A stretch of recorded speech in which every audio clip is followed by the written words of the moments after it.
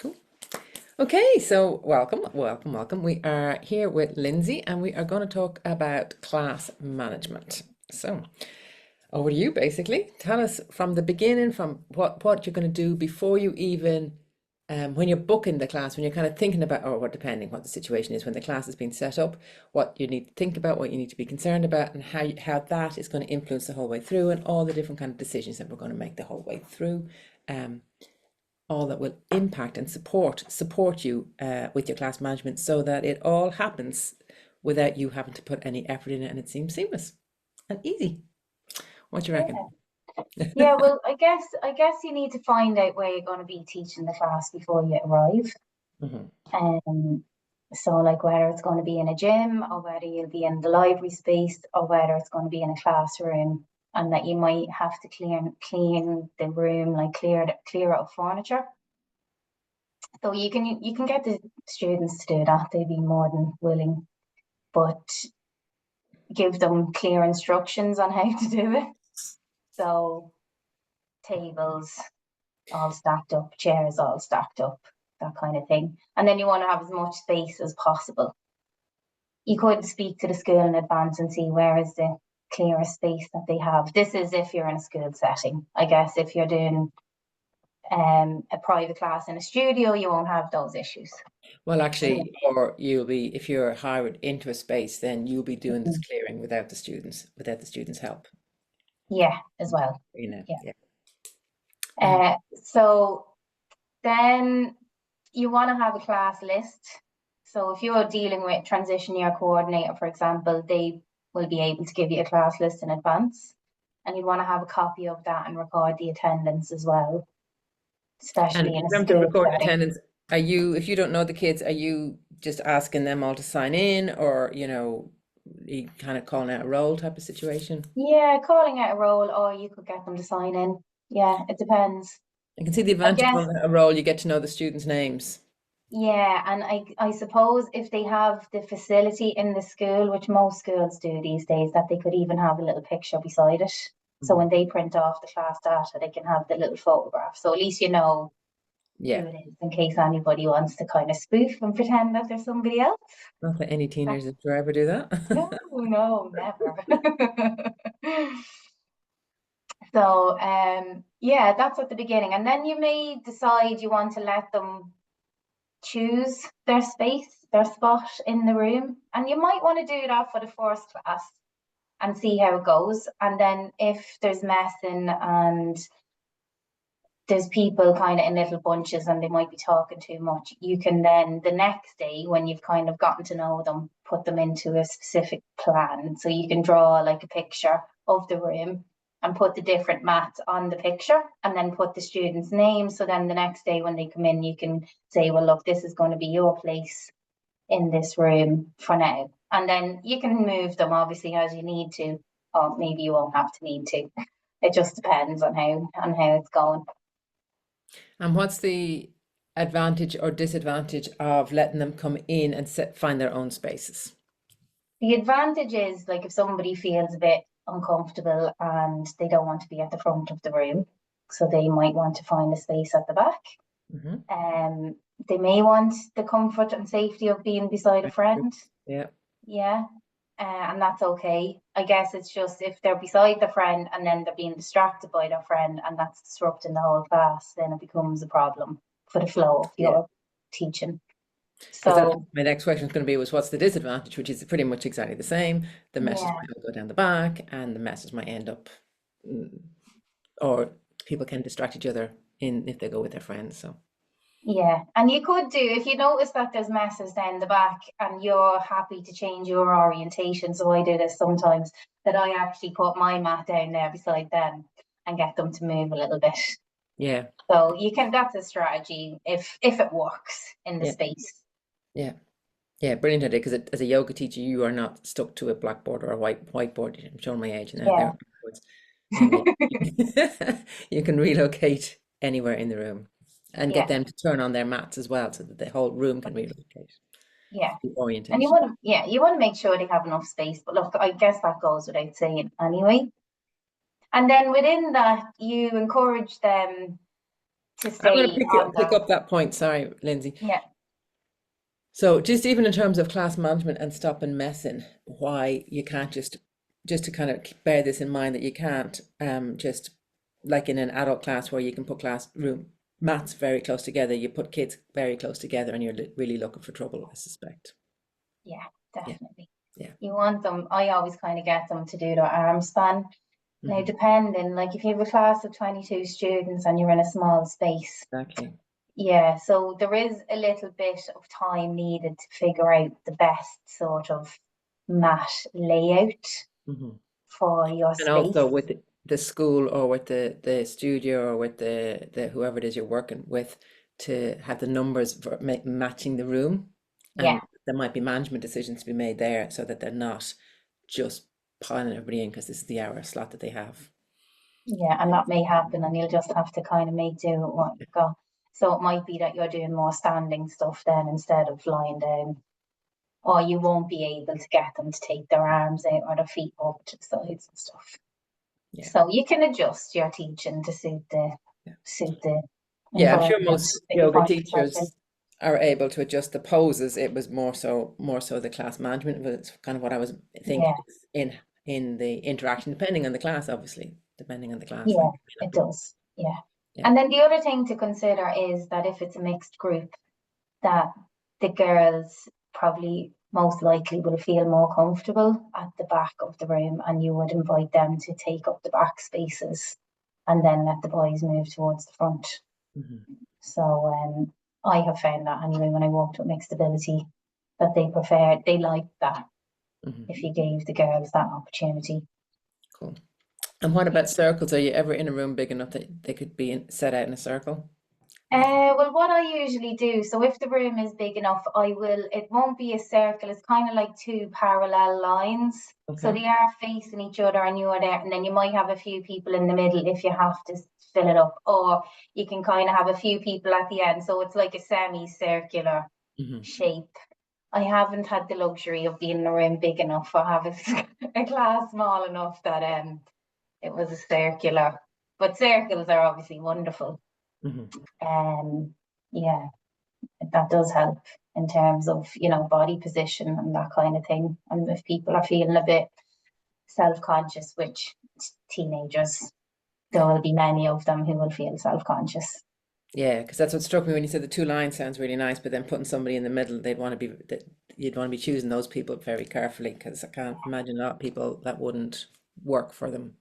Usually the ones that go in the middle are the loudest and kind of the most confident characters in the class. So you'll figure that out pretty soon, pretty early on. And look, if they're really uncomfortable, you could put them at the back, like they're a little bit further away from you. Yeah, cool. Yeah. So we've got the room picked, we've got the numbers of students in the room, we've got the class list for the students, we have laid out all of the mats, and we have them arriving. They've cleared the. I just want to reiterate what you said in case it was missed. If you're clearing furniture, if the kids are clearing the furniture, I shouldn't call them kids. If the teens are clearing the furniture, to be really clear, because that's a time where I suspect you could lose the group, if you're not very clear in the instructions and how Yeah, they want to be moved. and just with that, you're probably going to need to say the instructions 3 times because they won't be listening to you the first time. They'll be half listening to you. Yeah. So you will probably need to say the message 3 times, maybe even 5 times. It depends. Yeah. Yeah, so you have them in, and then it's a good idea to chat with them about the class agreement. If you don't want to say rules, but what's expected of them within the space, and going at it at an angle for everyone to feel comfortable and for everyone to enjoy the experience and for everybody to feel safe in the room as well. And will you use that word safe when you're talking to them, or will you be implying that but using different language? Mm, I do use safe, but I guess if there are other words that suit your No, no, personality it was better, you're curious. welcome to do that. Yeah, cool. So I guess in terms of that, also having your kind of list of what you expect, so you can say, well, this is what I expect. I expect you to listen when I'm speaking, and you know, at the very beginning, at the very end of the class, we do need silence because of the nature of what we're going to be doing, like for the centering and for the relaxation. Like during the class when they're doing poses and stuff like that, there may be a little bit of chatting, but again, it's up to the individual teacher what they are comfortable with and being able to bring them back and say, okay, there's maybe too much talking now, so I need you guys to listen to me. Great. I like that idea. I like that kind of clear, because they're exactly the two times that you want them quiet, and then that gives them a bit of space in the middle to Yeah. talk if they want to. Yeah, we'll Um, have a bit of fun and get some feedback off them as well about how they're getting on. Like, so how is that for you? And what kind of sensations you're feeling? And so that focus their attention, and then they also have the opportunity to express themselves vocally. So you will have the students in there who like to do that. mhm. And I like the idea of them having to, if they're willing to actually name out loud the sensations that they're feeling or where they're sensing it in their body, because that I suspect would really help with all the embodied developing that embodied and somatic awareness. Yeah, yeah. It was funny actually this week in one of my classes. So I am giving them questions like, "Oh, how is your breathing? Where do you feel your breathing right now?" And then some of them are voicing it out. So then I hadn't at the start said, "Okay, during this part, Oh I'm yes. asking you questions, but it's an internal answer. So you're noticing it for yourself. We all don't need to know." So, and then I said, I will ask you these things and I will enjoy hearing how it is for you, but I'll let you know when I that know. is. Yeah, Yeah, yeah. brilliant. Excellent. Okay, cool. Anything Yeah, else? so the other thing, yeah, so at the beginning, if you want them to close their eyes, some people might not be comfortable with that. So what I usually do there is I get them to have a good look around the room so that they're orienting themselves into the space. So have a good look around the room, take it all in. And if they feel comfortable to close their eyes, and if they don't feel comfortable, to let the gaze drop, or at least kind of have the lids kind of just half open. Mhm. Because if they're really like this, alert, and for some people's nervous systems, they don't feel safe closing the eyes, that it does distract them and then they're not tuning in as much. But, you know, gradually over time, they'll feel more comfortable and they close the eyes, but most of them will close their eyes. And that can be helpful for classroom management as well, especially if they're a lively group, because you are bringing your closing down all the distractions from their peers and that. Mhm. So I find that helpful. And I But if, really like, yeah, oh, yeah, yeah, go ahead. sorry. If you have a lively bunch, however, getting them to close their eyes and lie down may not work as well. So, Yeah, because I was going to say that even for some people, it might take a couple of weeks for them to feel safe enough in this space, because school is not necessarily for everybody the most comfortable and safe space, and being lying around with your classmates may not be a relaxing experience in the no, beginning. Um, yeah, so from both ends, the both the nervous people and the kind of hyper, you know, yeah, it might take a few weeks for them to settle that in, if, and it may never come, but it yeah, may, yeah. yeah, So if you've got a very, say if you wanted to develop that, so you want to get them to a point that they can relax enough, or that they can feel safe enough, or that they can go inward enough to even sense and feel what is going on for themselves and their bodies. Um, is there kind of steps over maybe 3 weeks that you do, if they're a very lively group, would you try bringing them down to lying and closing their eyes the first week and then just make it like a couple of seconds and move on? Or is there other techniques or things that you would do to yeah. So bring? I would always try, see how it goes to do that. And then if it's just not happening, there's lots of kind of little, you're kind of, there's like a popcorn effect, if you like, little things Mhm. kind of popping up and messing and different stuff. Then it might be a case that we are coming up then to stand. And we might do a standing movement. So like a bit of tapping all like the body parts, you know, different using different levels of, you know, little taps around the head and the eyes and stuff. And then shaking it out. and then do a standing warm up. And at the end, you may then have them in a place for relaxation. Language is also helpful. If they feel a bit giddy and a bit restless, like naming that and welcoming it, and that it's completely natural to feel that way and it's all okay, that can help too. And I also invite them when they're lying down to place their hands on their belly so that they're putting their hands on their vagus nerve, on their organs. And that also really helps to create an element of safety for them. And that they can feel the weight of their hands on their belly and as a place to connect with their bodies as well. So that usually works too. Brilliant. Nice. Yeah, but some students can't relax and they may not get there even within, it depends, like 5-6 weeks. It might just not be enough. I know for me, when I started doing yoga, like I think it took me about 20 times of yoga nidra before I could actually stop fidgeting and moving and thinking and being restless. Yeah, I used to So, hate yoga neither. yeah, it was like, oh my God.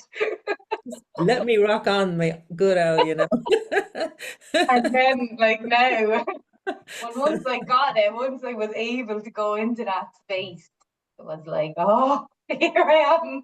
This is where I need to be.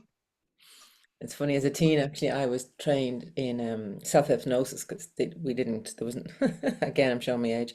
Meditation wasn't something anybody did, but self-hypnosis, which is pretty much meditation, but it was on a one-to-one basis because I was so, like, uptight as a teen. But but I don't know if I'd been able to access it in a group. So again, even having those little tools that you can and that they can use themselves at home or that they can use in a different environment because a yoga neither maybe at home where they feel safer if that is how they feel at home. Um, and then they can feed into the classes later, potentially, maybe, perhaps, or not. Yeah, exactly. Yeah. Yeah, cool. Anything else on your list there that you're thinking of in terms of For the classroom management, well, yeah, just making sure that they respect personal space. So sometimes, like even with the maths with boys, because I mostly work with all boys, they can use the mats as like a weapon, like to whack each other with. So you may even want to roll the mats out yourself if you have time and you're in there before they are, no one else is in the room. So Mhm. that can be a good way to avoid that. Um, it depends on the group. If you give them time with the mats rolled up, they're going to be whacking each other with them. Mhm. So you can even go back to the school's code of behaviour, that wouldn't be acceptable and that it's also dangerous and that you can hurt someone, even though they're having a bit of fun, that it's dangerous and you're scared that somebody will be hurt, something like that. Yeah. And I think, like all of these things, if you're aware of it in advance, setting it up that the situation is just avoid it Yeah, without, so like you yeah, say, if you've got exactly. the time and space to have it. And then that means then you're rolling up the mats at the end of the class as well. Because are you asking them to roll them up and get them I out? would get them to roll them up and put them into a box. So like they'll be doing that at different times. They won't all have them at the same time rolled up. And that you would just say, roll up your mat nice and tight, and then I need you to come over here and place it neatly into this storage container, wherever you're keeping them. If the school is buying a set of mats, the box that they come in is perfect storage container. That's what we use. Yeah. And the other thing is at the end of the class, they're also leaving and going out to the next class. So it's a different, It's a different dynamic. different, yeah, exactly, a different energy. And Yeah. especially And when they're they're new calmer. and they haven't done it before, they're going to Yeah. be excited. And so part of them showing that excitement will be a bit of horseplay. Yeah. Yeah. Yeah. And nervous about what's coming. Yeah, yeah, What's, what the hell is this yoga? yeah, Am I, yeah. Yeah. Is it for yeah, me? yeah, yeah. Now, if you have a student who maybe is pushing your buttons or, persistently kind of testing the boundaries as teenagers like to do, and with your kind of general sort of guiding them back and asking them to pay attention, or maybe even just naming the behavior that, oh, you're hitting your neighbor now. That's not a safe thing to do. We are respecting each other's personal space. If you are trying to deal with challenging behavior, I would use that kind of language, like name what they're doing exactly, so that you're talking over me and I need you to listen. Remember what we said at the start, that we need to listen when the instructor is talking, so that everybody knows what they're doing and everybody can be safe in the movements. And then if it's still not working, those little things, going over to them, when everybody else is and not in front of the whole audience, that you go over to them and you might say it in a lower voice then, and no one else can hear what you're saying. Or you could say, well, can we just step outside for a moment? You'll still need to be in a position, if you're stepping outside, that you can see the rest of the class. So look, you can kind of see how that is, that you'd want to just have a little word with them outside and kind of ask them, well, what can we do here now so that we can enjoy this experience? Maybe you need a different place in the room to stand or to be if you're getting distracted by your pals. Or is there anything that I can do to make this experience better for you? Something like that. Cool. Yes. Yeah, and seeing if you can have it preempted then before the next class, so it doesn't develop as a pattern in that class. Yeah. Yeah. Yeah. And then you can always talk to the other teachers in the school or management as well. They may have strategies for a particular student that works as well. If that's an issue, like hopefully you won't be having those experiences, but we never know. I think having something in your back pocket, having for like if you're used to teaching, you're used to teaching people when they're seated at a table with a chair and they kind of have that barrier up and that whole expectation of how behavior happens. It's different when you take all that away and you put them on a mat and now it's movement based. Or if you're not a full-time teacher and this is, you might be teaching yoga full-time, but you haven't been working with teenagers so much that again, all of our insecurities will bubble up. So having strategies and plans that you hopefully will never need to use, but being solid in them will change our energy as teachers to hold the space as well. So I think it's really useful. Yeah, and just on that note there, Laura, I'm sure most people do this anyway, yoga teachers, but having the time to like tune in and be solid in your own center before you begin is very helpful. Because I know, like, I'm in a school situation, I might be on my lunch break and then I'm going straight into this. It's different to when I'm teaching in the studio and I'm tuning in. And yeah, the times when I do have those minutes to ground and center and be solid in myself, it really makes a big difference then when I go into the class. Yeah. So yeah, so those little things, because they pick up on your energy, that's for sure. Yeah. I just live with some of them and it's like it's this whole never mind, like 30. Yes, mirror, mirror on the wall. Yeah, and then with some behaviors as well, like there will be giggling and laughing, and there may be little comments you mightn't hear it fully, and it's best not to give it any attention. What I would do there is just tactically ignore that. Yeah, perfect. Yeah. Yeah, choose the ones and ultimately you want them to have a little bit of fun, Yeah, and but plus within a container. yeah, yeah. And if have you ever been in a situation, or rather any suggestions if again, I mean, if you're teaching in your own school, it's a different setup, but if you're coming in and you've lost the class completely, to turn that around, any kind of tip? Yeah, well then change strategies. You might have to do something else. So I would stop completely.